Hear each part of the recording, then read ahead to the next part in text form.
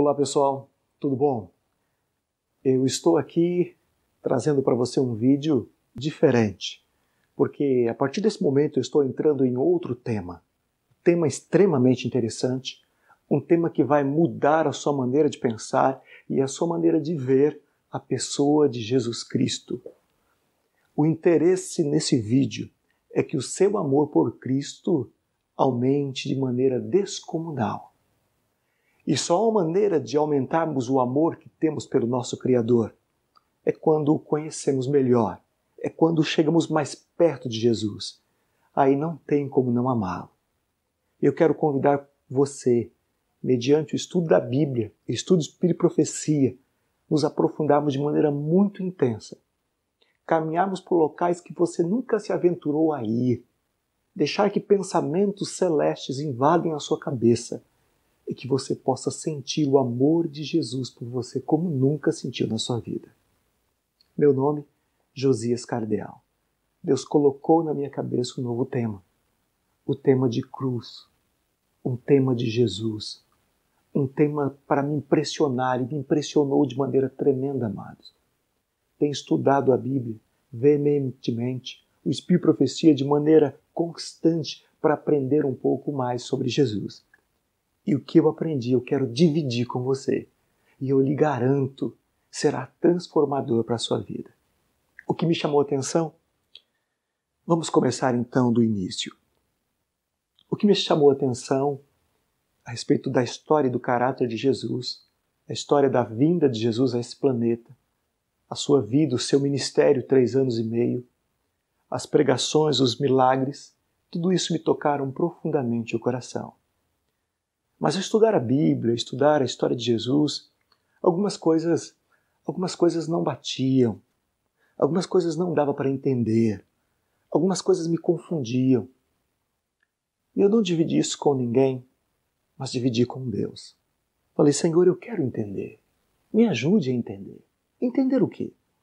Eu vou lhe explicar o problema, da onde começou todo o meu estudo. Veja você.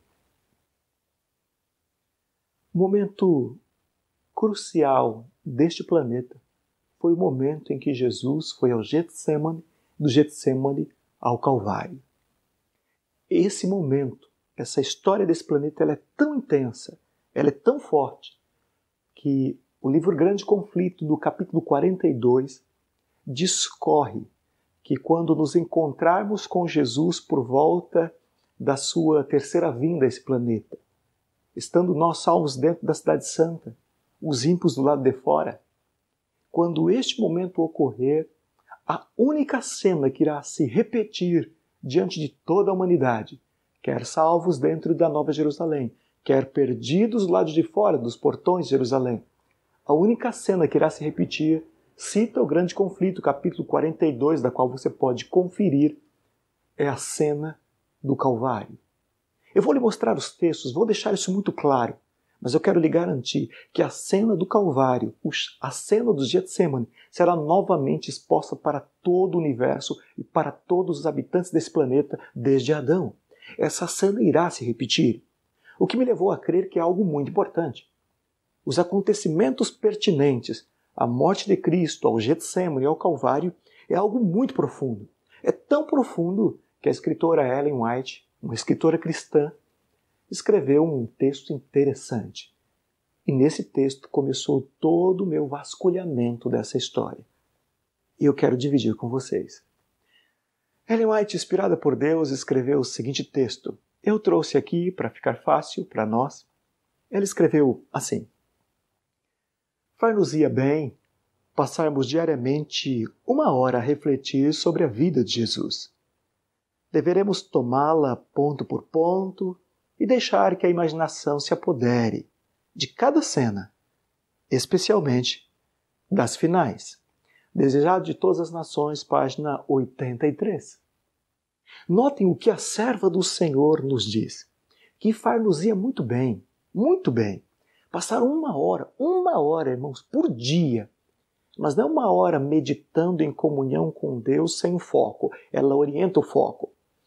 Meditando nas cenas finais da história de Jesus sobre essa terra por ocasião de sua primeira vinda, como bebê, como criança, como jovem, como adulto. Mas ela, melhor dizendo, pede para nós pararmos para pensar nas cenas finais sobre a vida de Jesus. E quais são as cenas finais da vida de Jesus? Getsemane, Calvário, morte, crucificação. E essas são as cenas finais. E depois que li esse texto, eu tomei isso como objetivo, passar 1 hora meditando nas cenas finais. Reli várias vezes Mateus, Marcos, Lucas, João, as cenas finais, os últimos versículos, os últimos capítulos, entendendo, tentando ver o que eu iria achar ali, das quais ela me pede atenção, pede para que eu possa me focar nisso. E foi aí que eu comecei a pensar. E eu quero dividir com você o que a palavra e o Espírito de Profecia nos revela sobre Cristo, principalmente as cenas finais. Ninguém nunca falou sobre isso. Mas nem por isso deixa de ser bíblico ou baseado de maneira correta no Espírito de Profecia. E eu quero convidar você a passar esse tempo, pensarmos juntos e meditar junto. Vamos pensar no plano da salvação. O plano da salvação, segundo o que diz os escritos de João 17, versículo 5, diz que o plano foi elaborado antes que houvesse o mundo. Grave bem isso é importante. Antes que houvesse mundo, foi elaborado o plano da salvação. Isso está em João 17, 5. Então a Bíblia me diz que antes que esse mundo fosse criado, Deus já tinha elaborado um plano da salvação. O que é um plano? Na nossa maneira humana de pensar em plano, é algo que eu pego, que eu penso, que eu medito, que eu rascunho, que eu passo a limpo, que eu vejo cada detalhe. Planejar é atentar aos detalhes, colocar de uma maneira ordenada, correta. Não permitir que nada passe desapercebido do que você está planejando. E o plano da redenção, diz a Bíblia, que foi elaborado, foi criado, foi concebido antes que esse mundo fosse criado. Deus, em sua infinita sabedoria, elaborou um plano para a redenção do homem antes de que ele mesmo, o homem, fosse criado. Não é interessante isso? Mas vamos além, para chegarmos onde eu quero levar você. Nesse plano da redenção que Deus criou, Ele colocou uma forma de um homem entender como seria esse plano. E esse plano, ele incluía morte. Porque a Bíblia diz que sem derramamento de sangue não há remissão de pecados. Isso é muito claro na Bíblia. Deus então elaborou um plano. Que plano? A morte dos cordeirinhos, onde um sacerdote pegava um cordeiro, sem mancha, imaculado, sem nenhum defeito, e degolava ele sobre o altar, e o sangue escorria todo, e esse cordeiro representava Cristo. O que é intrigante? É intrigante que Deus define o processo como esse cordeiro que representava Cristo seria morto. O que diz Levíticos 4, 24? E porá a mão na cabeça do cordeiro, do animal, e o imolará, um golpe rápido de cutelo no seu pescoço, e o sangue se esvai. Perante o Senhor é oferta pelo pecado. Note que Levíticos 4, 24, Deus faz questão de deixar claro o processo, a maneira, o meio da qual esse cordeiro seria morto. Um golpe certo no pescoço, o sangue escorria, estava morto. Observe você que esse cordeiro, segundo a exemplificação de Cristo que Deus informou ao povo de Israel como seria imolado o cordeiro, não cita nele, não prevê nele nenhuma tortura. Não provê nele nenhuma violência além do ato do cutelo no pescoço. É um golpe rápido e certeiro. Não há sofrimento do animal, não há tortura, não há violência, não há satirização, não há nada que seja demasiadamente horrível de se presenciar, como uma tortura. E aí você começa a perceber onde eu quero chegar. A diferença da morte de Cristo, do plano que Deus havia elaborado, tipificado pelo Cordeiro, é extremamente diferente. Sim, o cordeiro morria de uma forma rápida. Cristo foi torturado, massacrado, cuspido, chicoteado. A diferença é gritante da forma em que o cordeiro que tipificava Cristo morria e da forma que Cristo morreu. Isto me levou a perceber que algo parece que não está certo. Se Cristo deveria passar por todo aquele sofrimento que passou, a morte do cordeiro deveria ter rituais, então, assim, de sátira e de tortura, mas isso nunca ocorreu. Isso me levou a pensar, por que o cordeiro morria de maneira tão rápida num golpe só e Cristo foi torturado, amarrado, chicoteado, crucificado, coroa de espinho? Alguma coisa está errada nisso, eu fiquei pensando. Mas vamos continuar para você entender melhor aonde eu vou te levar. Como que Deus elaboraria um plano que na execução dele previa a morte eterna de quem executasse?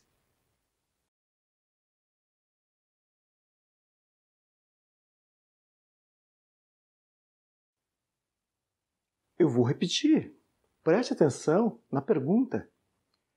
Como Deus elaboraria um plano que na execução desse plano que ele elaborou, nosso Deus, previa a morte eterna de quem executasse? Sim, já parou para pensar? Então pensa. As pessoas envolvidas na execução de Cristo morreram. E não morreram para ser ressuscitado para a salvação. Não.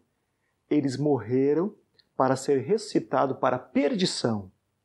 Onde está isso? No livro Grande Conflito, página 289, diz de maneira muito clara que essas pessoas morreram eternamente. Apocalipse 1, versículo 7. Quando eu digo morreram eternamente, me refiro a ter que ressuscitar e se perder morrendo eternamente. Apocalipse 1, versículo 7 diz que eis que vem com as nuvens e todo olho verá, até aqueles que os traspassaram.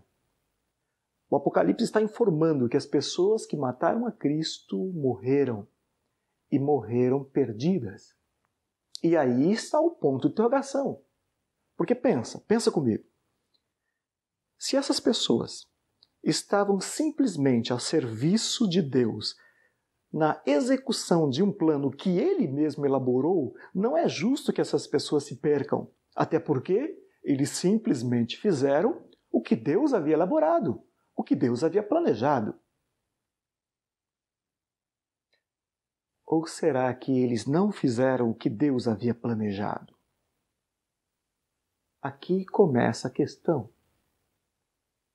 Talvez as pessoas que fizeram o que fizeram com Jesus não fizeram nada do que Deus havia planejado, o plano que foi feito antes da fundação do mundo. Talvez aquilo que foi feito não estava escrito em lugar nenhum para ser assim. Porque é inconcebível na minha cabeça que Deus tenha elaborado um plano e que para a execução desse plano pessoas tivessem que se perder. Quem chicoteou, quem jogou a lança no lado de Jesus e o feriu, os que colocaram uma coroa de espinho, o próprio Pilatos, que lavou as mãos. Eles simplesmente estavam seguindo um plano que foi elaborado antes da fundação do mundo. E isso nos leva a um pensamento da qual nós, adventistas do sétimo dia, não acreditamos. Que pensamento? Predestinação. Sim, essas pessoas nasceram predestinadas a fazer o que fizeram para serviço de Deus e se perderam, porque Deus predestinou-as para a perdição. Mas nós não cremos nisso. Então, como ajustar isto? Como entender isso? E aqui tem algo interessante que eu preciso explicar de maneira bem explicadinha e bíblica para que você possa entender. Há uma grande diferença entre o que Deus quer, que é a sua vontade, e entre o que Deus sabe que vai acontecer, a sua onisciência. Entenda isso. Uma coisa é o querer de Deus, a vontade de Deus. outra coisa é a onisciência de Deus, o que Ele sabe, o que Ele tem consciência que vai acontecer por conta da sua capacidade de ser Deus, onisciente, sabe do que vai acontecer antes que aconteça. Grave isso muito bem. Eu mostro aqui para você os seguintes textos bíblicos provando isso. Veja você. Em Apocalipse, no capítulo 20, no versículo 8, lá diz que o número dos perdidos, o número das pessoas que irão se perder, o número das pessoas que não estarão salvas é como a areia do mar. E isso está bem claro nas Sagradas Escrituras, no livro Apocalipse, capítulo 20, versículo 8. O número dos perdidos é como a areia do mar. Em contradição, em Mateus 18, 14, diz que, assim pois, não é da vontade do nosso Pai Celeste que nenhum se perca. Percebeu a diferença? Apocalipse diz que o número dos perdidos é como a areia do mar. Mateus 18, 14 diz que não é da vontade do nosso Pai Celeste que nenhum pereça. Entenda uma coisa. Qual a vontade de Deus? Que nenhum pereça. Deus não tem prazer na morte do ímpio, mas que ele se converta e se arrependa. Deus não tem prazer na iniquidade, mas que o iníquo volte e se converta e que ande nos caminhos do Senhor. Vontade de Deus é a salvação de todos, é a minha salvação, é a sua salvação, é a salvação da prostituta, do homossexual, é a salvação do assassino, do drogado. Essa é a vontade de Deus, salvação de todos. O desejo dele é a salvação de cada um de nós. E mesmo desejando, e mesmo querendo, e mesmo tendo intensidade de amor, a salvação de todas as pessoas, na sua onisciência, ele prevê, ele sabe, pela sua onisciência, que o número dos perdidos é como a areia do mar. Percebeu? O que Deus quer e o que Deus sabe que vai acontecer são duas coisas distintas.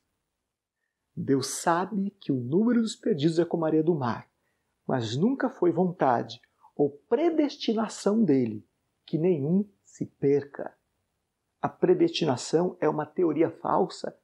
Nós somos predestinados todos à salvação. Quem não será salvo não é por conta de falha divina ou porque Deus não desejou isso. É porque predestinação seria ferir o livre-arbítrio. E Deus não faz isso. Ele respeita o livre-arbítrio. O fato é de que Deus sabe que o número dos perdidos é como a areia do mar, mas a vontade dele diz de maneira muito clara, a vontade do nosso Pai Celeste é que nenhum se perca. Então entenda isso. Deus sabe, mas não quer dizer que assim ele quis. Sendo assim, aplicando isso à morte de Cristo, pense bem. Deus sabia antes da fundação do mundo que Cristo seria crucificado. Deus sabia de toda a tortura, de todo o sofrimento que Cristo passaria até a morte. Pregos nas mãos, prego nos pés, lança do lado, coroa de espinhos, chicoteadas. Deus sabia pela sua onisciência. Mas nunca Deus quis que assim fosse. Nunca, amigo. Nunca Deus desejou que Cristo morresse da forma que morreu. Nunca foi plano de Deus que Cristo morresse na cruz do Calvário. Ele viu que seria assim, mas não desejou, não planejou, não foi isso escrito no plano que Deus originou antes da fundação do mundo. E é isso que eu quero que você entenda e pense comigo como nunca você pensou na sua vida. Use o seu cérebro e raciocina. Deus sabia. Por que eu sei que Deus sabia? Porque quando as serpentes picaram o povo de Israel na areia do deserto, e Deus pediu para que Moisés colocasse uma haste, enrolasse uma cobra de bronze e disse, todo aquele que olhar, crendo, viverá. E Jesus, usando, é isso que aconteceu na história do povo de Israel. Lá na frente, Jesus diz, assim como a serpente foi levantada no deserto, importa que o Filho do Homem seja levantado. Não é porque Deus planejou que fosse assim. Porque se Deus planejou assim, eu tenho que ser um defensor dos que mataram a Cristo. Afinal de contas, eles estavam simplesmente cumprindo um plano que Deus elaborou.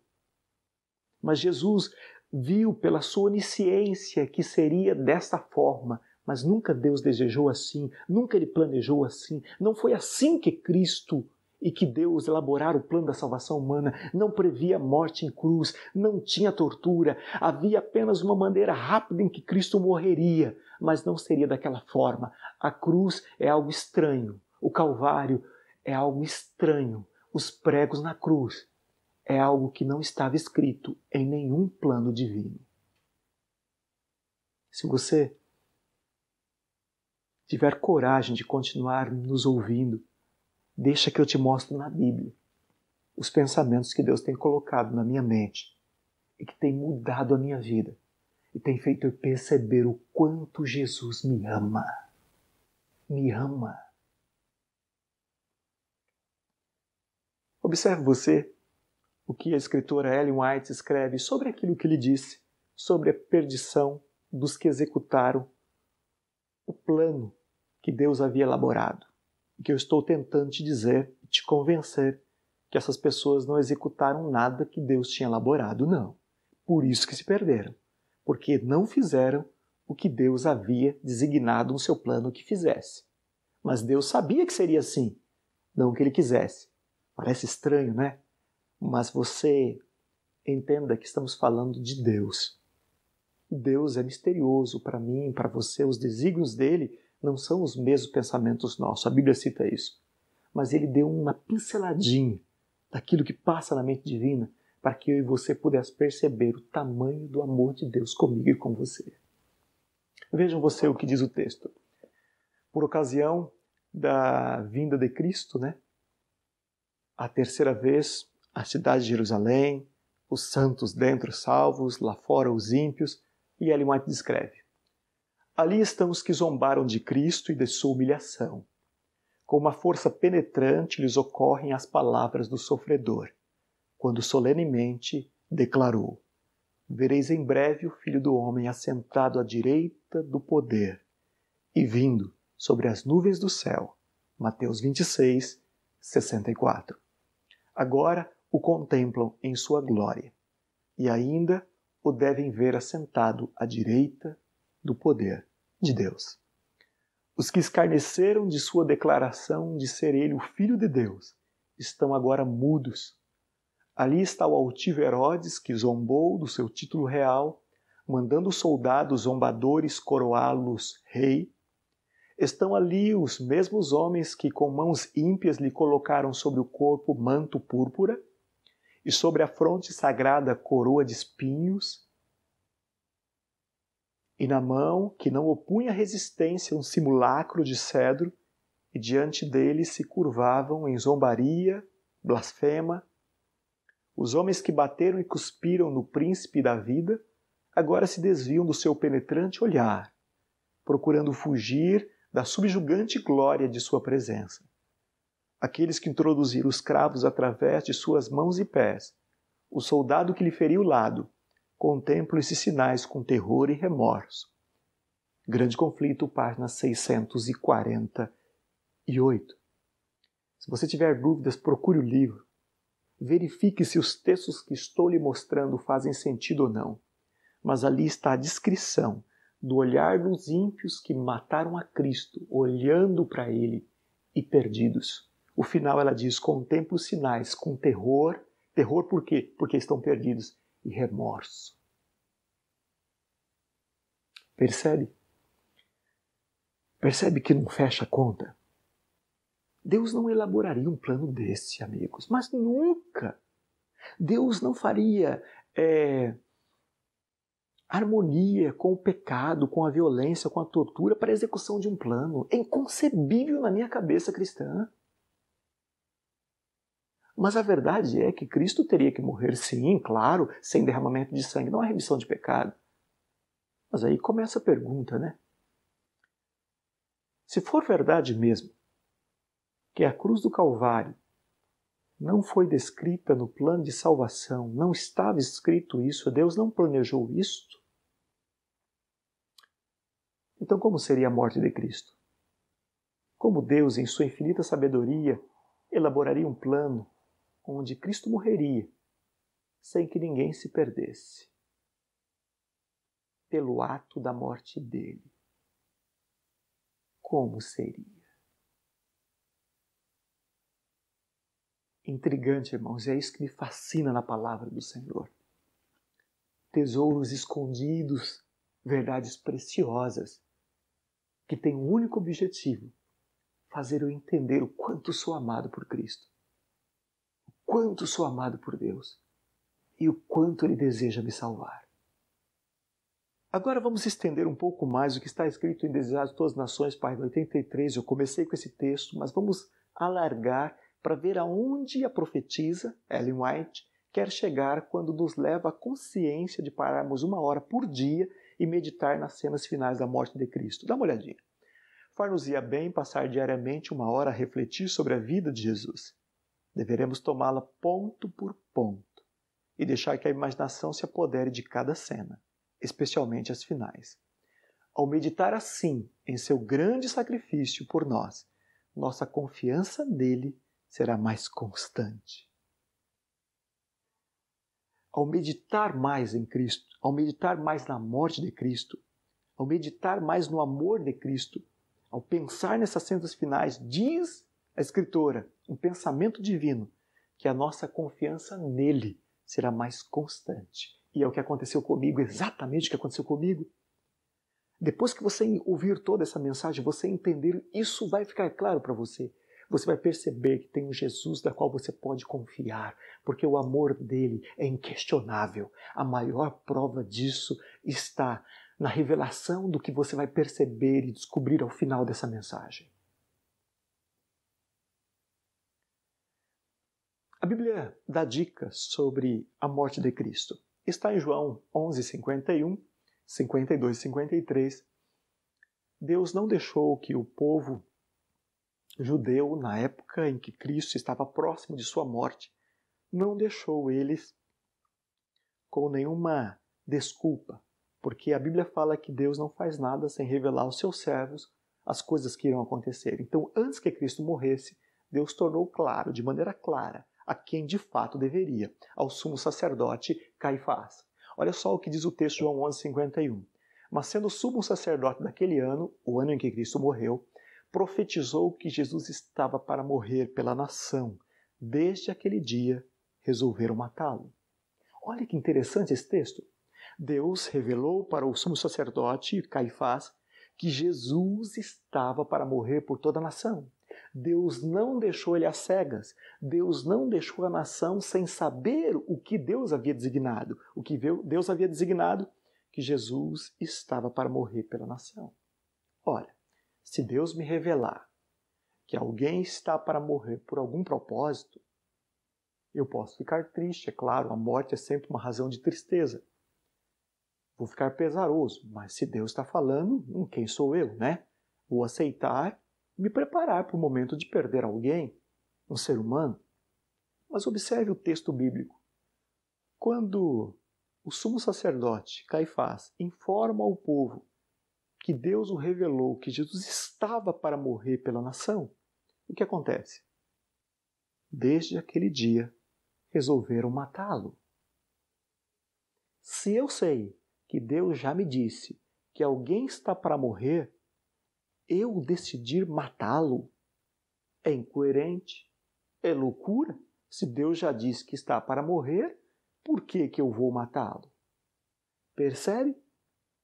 Os judeus, quando foram informados pelo sumo sacerdote que Jesus estava a morrer, o ódio deles, a inveja deles para com Cristo, o ódio instigado pelo inimigo era tão grande que eles pensaram, já que Deus falou que vai morrer mesmo, então deixa eu matá-lo. Isso nunca foi plano divino. É plano divino que Cristo morreria, isso é fato. Mas que alguém tivesse alguma coisa a ver com a morte de Cristo, isto não é bíblico em lugar nenhum.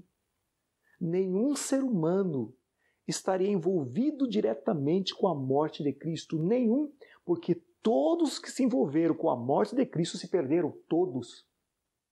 E não é vontade de Deus que nenhum se perca.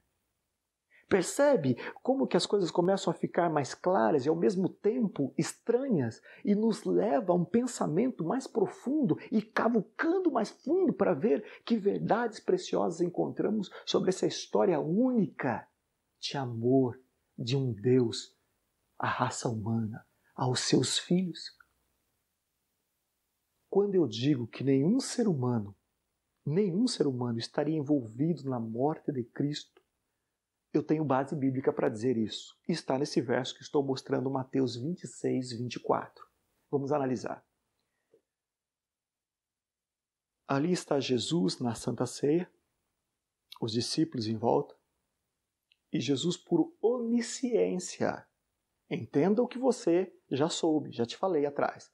Onisciência, sabia o que iria acontecer, sabia. E agora Jesus quer deixar claro que a sua vontade nunca foi essa. Nunca. Ele olha para Judas e diz uma frase, irmãos. Diz uma frase, amigos, que me arrepia. Por quê? Porque essa frase vem deixando muito claro a vontade de Deus em contradição à onisciência de Deus, o que Deus sabia que iria acontecer, mas a vontade de Deus. E por que Jesus disse isso? Porque Jesus queria salvar Judas. Queria salvá-lo. E o que ele diz? Ele diz para Judas, eu imagino que foi olho no olho, e disse, o Filho do Homem vai, como está escrito a seu respeito. Mas ai daquele por intermédio de quem o Filho do Homem está sendo traído. Melhor lhe fora não haver nascido. Mateus 26, 24. Vejam a profundidade disso. Vejam a profundidade dessa fala de Cristo. Ele olha para Judas e desmascara, coloca de maneira visual, grande, gigante, para que Judas entenda. Eu tento achar as palavras para fazer você entender a seriedade daquele momento. Ali estava em jogo a vida de Judas eterna. E Jesus na tentativa de salvar, Jesus diz algo profundo que me traz uma luz tremenda no meu entendimento. Ele diz assim, Judas, o Filho do Homem vai, como a respeito dele está escrito. Eu vim para morrer, Judas. É essa a finalidade que eu nasci. Eu elaborei junto com meu pai um plano no céu onde eu morreria pela redenção do ser humano. Eu vim para morrer, Judas. Eu vou. Essa é uma verdade inegável. Jesus veio para morrer e vai morrer. Mas existe uma outra verdade, a sequência. E Jesus olha para Judas e diz assim, mas ai daquele pela qual o Filho do Homem está sendo traído. Ai daquele, Judas. Melhor fosse nunca houvera nascido. Judas, eu vou, mas ai de você, Judas. Judas, o que você vai fazer não tem necessidade. Eu vim para morrer. Essa é a única missão que eu vim fazer nesse planeta. Eu vim para morrer pela redenção humana, inclusive a sua salvação. Judas, o Filho do Homem, vai. Mas ai de você, Judas. Judas, você não precisa na história. Você é desnecessário. Para ser bem honesto, Judas, você nem precisava ter nascido. Não há necessidade de você e de ninguém para a execução do plano que eu fiz com meu pai. Não tem necessidade. Qualquer um que se envolver nisso vai se perder. Judas, é a tua chance. Para. Tentativa desesperada de um Deus de amor para salvar um homem. E nessa tentativa ele me dá uma luz. Ele mostra, eu não tenho necessidade de você para morrer, eu vim para morrer. E o seu ato de me trair não mudará nada, mas mudará muito para você. Você irá se perder por fazer isto. Não precisava nem ter nascido. Jesus nessa fala coloca tudo que acontece dali para frente desnecessário. Jesus coloca dali para frente tudo o que aconteceu como uma obra que não foi planejada, não foi escrita, não foi preparada. Está totalmente fora dos planos divinos, totalmente fora. Dali para frente, o que vem acontecer nunca foi planejado por Deus. Nunca. Nunca. Mas fica a questão, se não fosse assim, então como seria? Como Cristo morreria? A curiosidade me atiçou como acredito que está te atiçando. Os pensamentos correram na minha mente como espero que está correndo na sua mente. Que o Espírito Santo possa estar trabalhando contigo, porque o que vamos cavucar e aonde vamos vai muito mais longe. Acompanhe o próximo texto. O desejado de todas as nações, página 720. Deus permite que a serva dele entre na mente de Judas para entender o que Judas pensou e qual foi o raciocínio humano na cabeça de Judas para fazer o que ele fez. E é interessante o compartilhamento do que Judas pensou conosco nesse momento. Dá uma olhadinha. Por que Judas traiu Jesus? Nós só vamos entender se nós entrarmos na cabeça de Judas, de percebermos o que passou pela cabeça dele. E Ellen White, inspirada por Deus, Deus permite que ela pense, que ela veja exatamente o que Judas pensou. E olha só o texto. Judas raciocinava, pensamento, viram? Judas raciocinava que se Jesus devia ser crucificado, o acontecimento se havia de dar. Seu próprio ato em trair o Salvador não mudaria o resultado. Se Jesus não devia morrer, isso apenas o forçaria a se livrar a si mesmo. Fosse como fosse, Judas lucraria alguma coisa por sua traição. Julgava haver feito inteligente negócio em trair o seu Senhor. Perceberam o que Judas pensou, o que ele raciocinava? Uma mente gananciosa, absorvida por dinheiro, por prata, por ouro. Um raciocínio inteligentíssimo de Judas, não. Não podemos negar a genialidade do pensamento. O triste é o resultado. Jesus já havia dito algumas vezes ao longo com os discípulos sobre a sua morte. Não consideravam isso porque imaginavam que ele seria o rei. Enfim, você conhece bem a história. E agora, Judas olha para Jesus e pensa: se Jesus vai morrer mesmo, o fato de eu trair ele não vai mudar nada. Se eu não trair ele, ele vai morrer. Se eu trair ele, ele vai morrer. Ok. Só que se eu não trair ele e ele morrer, eu não ganho nada. Mas se eu trair ele e ele morrer, eu ganhei as moedas que eu negociei para traí-lo. Isto. Então, espera aí. Entre ele morrer sem eu fazer nada e entre ele morrer eu traindo ele, é mais lucrativo traindo ele, porque traindo ele eu ganho alguma coisa. Excelente negócio. Porque se não for para ele morrer mesmo, ele vai ser liberto. Vai ser liberto. Deus irá protegê-lo como livrou ele tantas vezes. Quando os judeus quiseram matá-lo, ele sumia do meio da multidão, sumia do meio do povo, então ele vai sumir também. E eu já terei ganhado o meu. Já ganhei algum trocado, algumas moedas nisso. Um excelente negócio. Excelente. Vou ganhar alguma coisa traindo. Se tiver que morrer, vou morrer mesmo. Se não tiver que morrer, vai se livrar. Mas a coisa mais inteligente é eu traí-lo, porque assim eu ganho. Que pensamento! É o que nos revela, servo do Senhor, o que Judas pensava. E por isso ele o traiu. Fez parte do plano de Deus? Será que foi Deus que colocou isso na mente de Judas? Para que ele desenvolvesse parte no plano de redenção, levando Jesus à cruz do Calvário? Ou será que esse pensamento não tem nada a ver com Deus? Pense, considere. Vou fazer você pensar um pouco mais. Porque Lucas 22, versículo 3, esclarece algo estarrecedor. Ora, Satanás entrou em Judas. Então espera aí. A Bíblia diz em Lucas 22, versículo 3, que Judas, quando saiu da ceia, depois de admoestado por Cristo sobre a desnecessariedade dele na questão de sua morte, ele sai.